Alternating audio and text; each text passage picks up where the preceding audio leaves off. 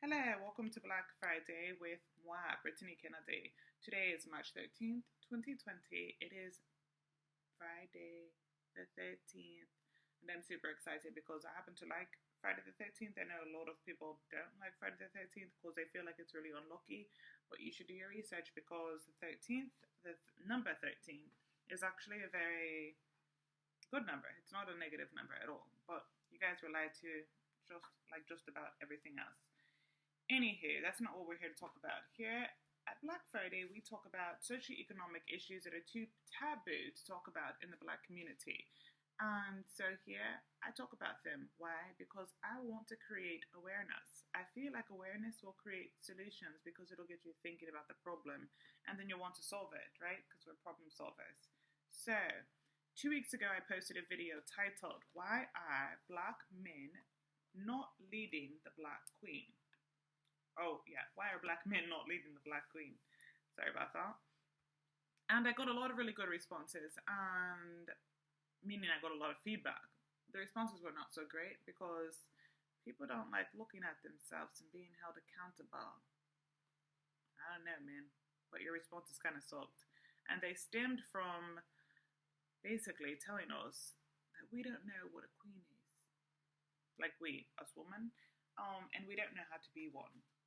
And in some cases that is true, but in the majority of cases that is not true. You guys have a negative perception of us. And also I just want to share, I'm not trying to create a negative narrative for Black people, for our people. And a lot of people say that about my videos because they focus on the problems. And that's because I'm trying to create solutions and create awareness so that we can rise. So I'm trying to build my community. I'm not trying to tear us down, but I am focusing on the things that maybe aren't positive because somebody in our community needs to. I think, yes, we've got enough of outside sources knocking us down, but we don't have enough of our people saying like, yo, this is really a problem. And my thought is that you actually listen to one of your own people and realize that it's actually really a problem. So, anywho, I'll go right into the quotes that I pulled from the comments because they were really amazing and kind of captured exactly what I'm talking about.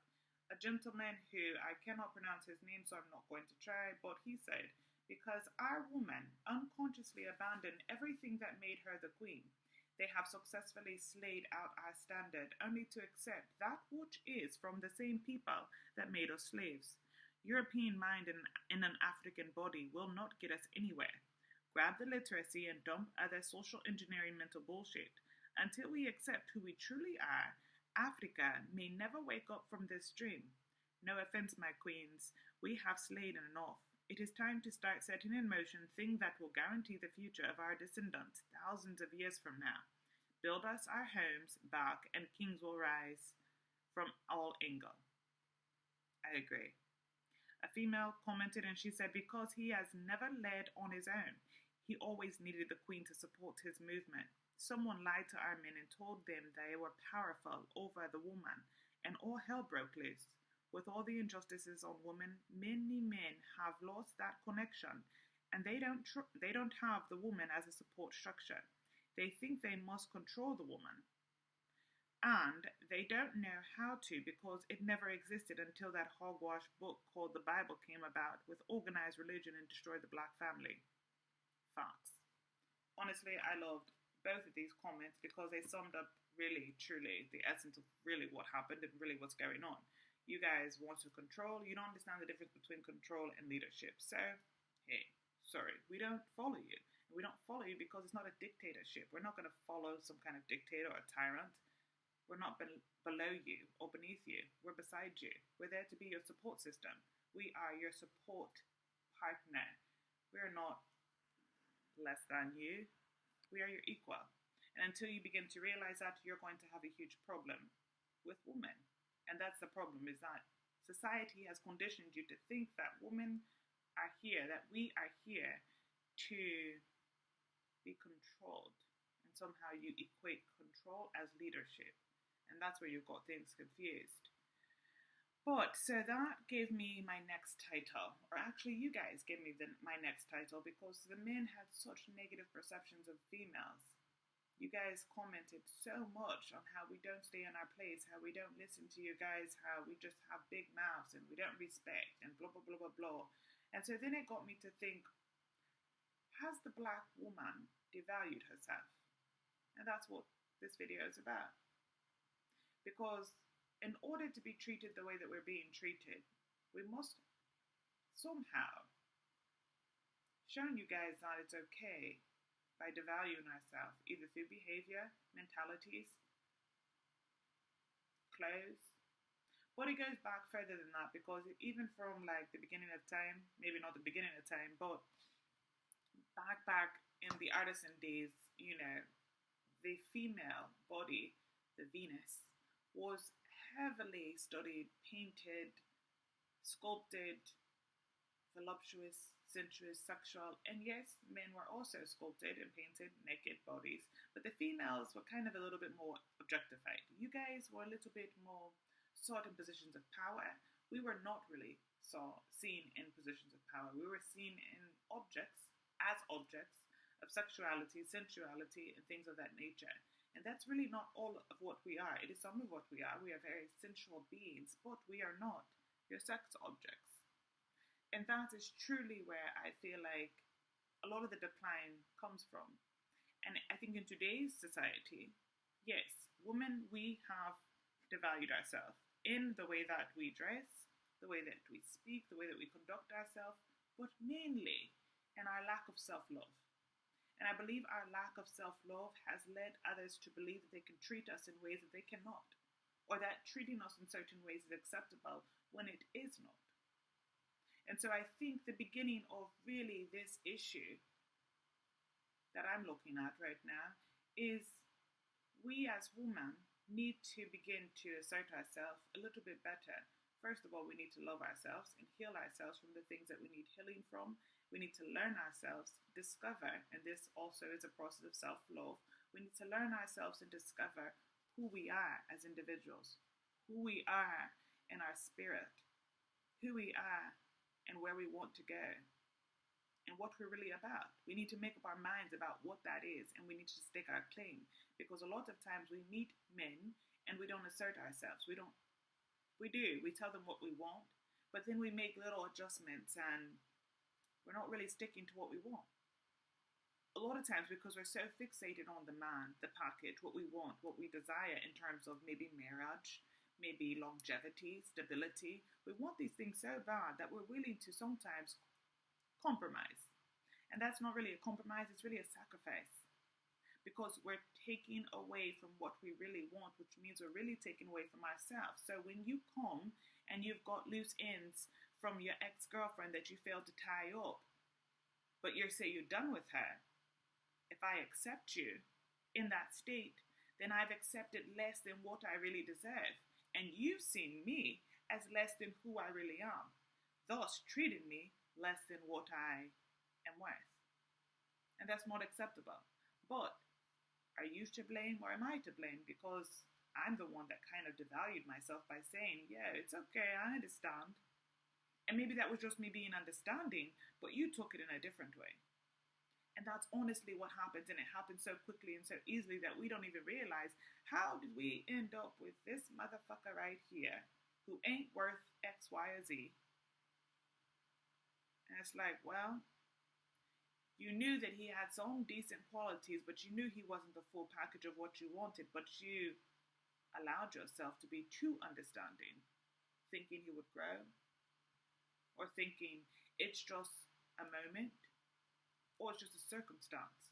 Sometimes things aren't really circumstances, sometimes things are state of minds, and that state of mind represents that person, and that person is not growing, because that's who he really is, or she really is. And so you really have to truly pay attention to what you really allow yourself to accept in your life, because it does tell somebody what you're worth, even if you didn't think that. So we need to stop settling for less than what we're worth by accepting people who don't match up to what we desire. And it doesn't mean that you're bougie. It doesn't mean that you're, and sometimes I'm bougie. People call me bougie and I don't give a fuck, whatever.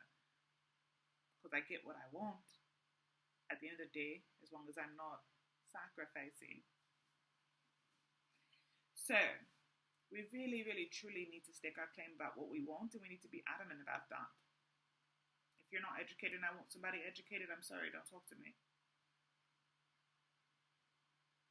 Maybe it's just what I want. Maybe there's a reason why I want that. Maybe because I really want to sit down and have intellectual discussions because I'm a sapiosexual individual who is mentally stimulated, sexually stimulated by that back and forth. Maybe I want an intellectual connection. And maybe I think if somebody has an education, it means I'm going to get that. Or I'm more plausible to get that than with somebody who's not educated. Why? Because they showed what their interest or lack of interest was by showing that they didn't really have an interest in education. So, these are things that we need to start paying attention to when it comes to the things that matter to us.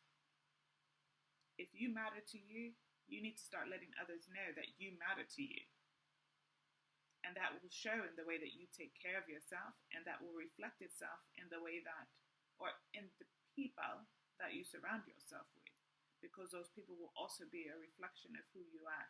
And it doesn't mean that people won't be in your life who are in a certain growth process that is different from yours. That's not what that means.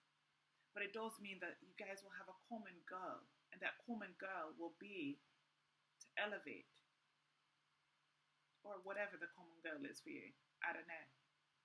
But for me, mine is to elevate, to get to that next level, to achieve that next level of spirituality, of oneness, of grounding, of divine, of intelligence.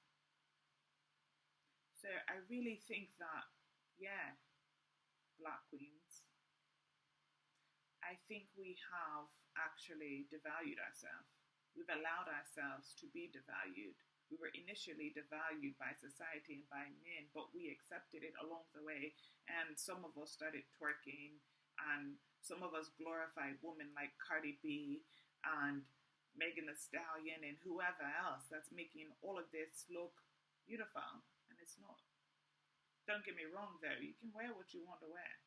Do what you want to do, but understand when you do certain things or wear certain things or say certain things or present yourself as something specific, people then assume or think that you are of something specific. So, if you go on a date and you've got a short skirt on and you sleep with him on the first date, he's probably not looking at you as wifey material. You put yourself out there like something different. Maybe if you go on a few coffee dates, right? Hang out at a library or something. I don't know if anybody hangs at a library, but that's a good date to go on. Maybe, and make him wait like 3 months, maybe he'll be looking at you as somebody different. Either that, or he'll walk away. Why? Because there's a reason why addicts have to go and do substance abuse counseling or go to a program for a minimum of 90 days, because it takes 90 days to break a habit. And I'm probably going to have to wrap this video up really quickly because my lovely son, who was born on February the 13th, is maybe waking up from his nap. But, so understand where I'm coming from, and I just want to break this down really quickly. The reason why I'm tackling this video, tackling these issues, is because I'm trying to get us to realize that the breakdown in the Black community is the family unit.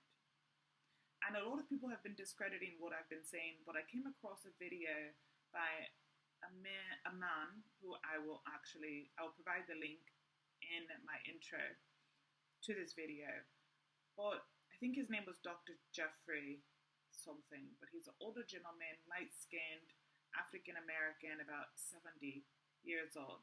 And he commented in his video how somewhere around the 1960s, they started doing studies, or they did a study that predicted that 60 to 70% of Black children would be growing up in single-parent homes now.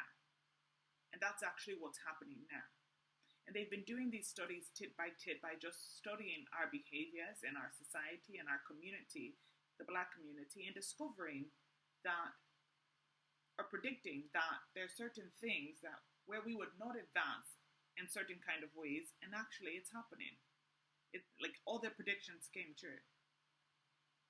And maybe they're doing things to make sure that all the predictions come true, but who gives a fuck? Because at the end of the day, it means that we're not doing something if they are coming true.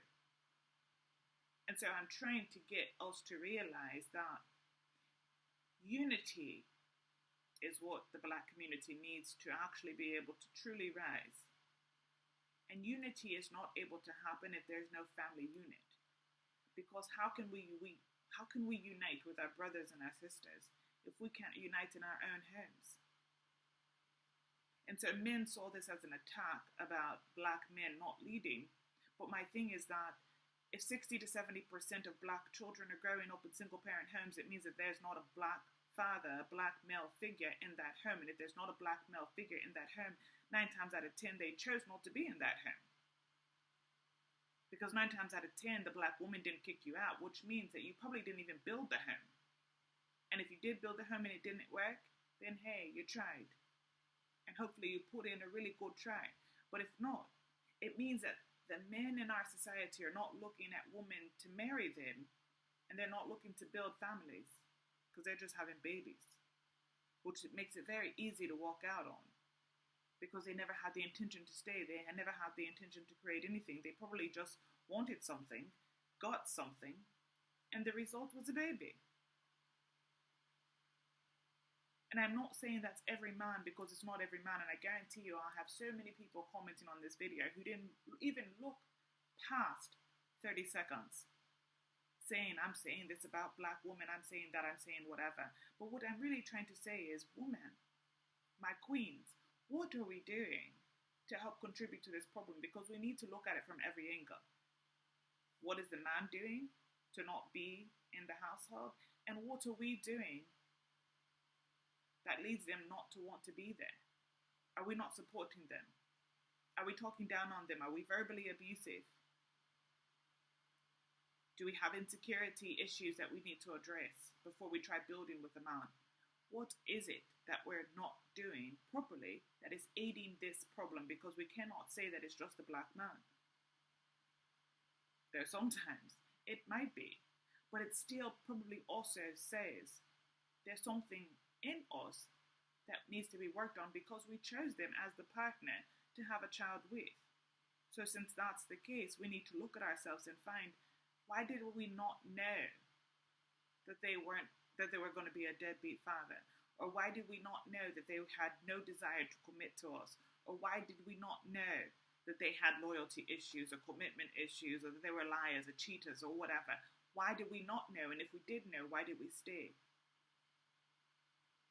Self-love.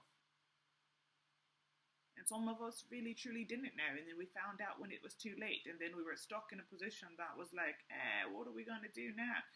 That may be true for a lot of us, but I guarantee you, if we dig further, if we dig deeper and we ask ourselves, what did I do? What could I have done to prevent myself from this position or situation? We will 9 times out of 10 find something that we could have done differently, that could have prevented a child growing up in a single parent home. And that's just my thought process. So I'm really truly trying to get us to look at ourselves and find what we can do as individuals to make it better, because we can't continue to point the finger at other people and say, you need to do this, you need to do that. We need to start to say, I need to do this and I need to do that, because only then can we actually truly see a change. You can't tell somebody else to change. They may not be ready to change. They may not see your truth, but you can see your own truth. So just start being honest with yourself about what you can do differently. I just had a son, and I'm looking at, what can I do differently? What could I have done differently, and what can I do differently now? I did choose somebody who is a father and is a good father and does provide for his child, and that's a great thing. But I'm still looking at, how could I have achieved the full package if I'm not achieving that? What could I have done differently? And that's what we all need to be thinking about. And if it's not in this situation, in any situation, whether it's divorce, whether it's, I don't care, your job, whatever problem you have right now, you can guarantee you can look at it and say, what can I do differently? What could I have done differently? And what am I going to do to change my circumstance? And sometimes changing your circumstance is merely changing your mindset. That's my thoughts. It's my 2 cents.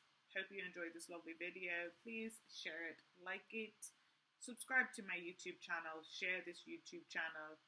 I think it's important. I think the things I'm saying is important, otherwise I wouldn't be saying them, but I really truly believe that it's important for our people to hear it. I think that we need to make a difference in our own lives and in the lives of each other. And so I feel like it's our responsibility to share the knowledge that we have. So share the knowledge, guys.